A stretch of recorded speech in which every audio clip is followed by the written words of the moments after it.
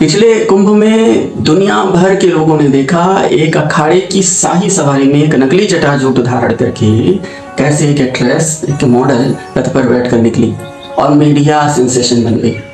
उन कहते हैं अखाड़ों में स्त्रियों शिष्याओं की तो भरमार है, लेकिन पर शास्त्रों में तो निषिद्ध बताया गया है।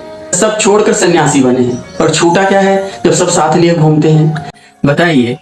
और सप्तम स्कंद में श्रीमद् भागवत महापुराण में 12वां अध्याय है, उसका 6वां 7वां श्लोक है। उसमें कहा है कि यावदर्थम व्यवहारेत स्त्री निर्जितेषु च वर्जयेत प्रमदागाथाम रेस्तो बृहद्व्रतः इंद्रियाणि प्रमाथीनि हरन्त्यपि यतिर्मनः। यानी स्त्री और स्त्रियों के बस में रहने वालों के साथ भी कम से कम चर्चा करनी चाहिए, कम से कम व्यवहार रखना चाहिए। और जो गृहस्थ नहीं है, जो ब्रह्मचर्य का व्रत लिए हुए हैं, उन्हें स्त्रियों की चर्चा से ही अलग रहना चाहिए।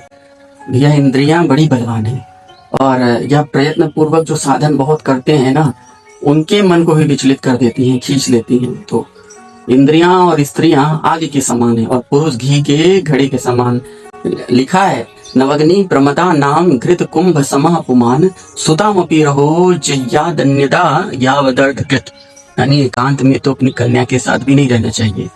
जब एकांत में ना हो तब भी आवश्यकता के अनुसार उसके पास रहना चाहिए।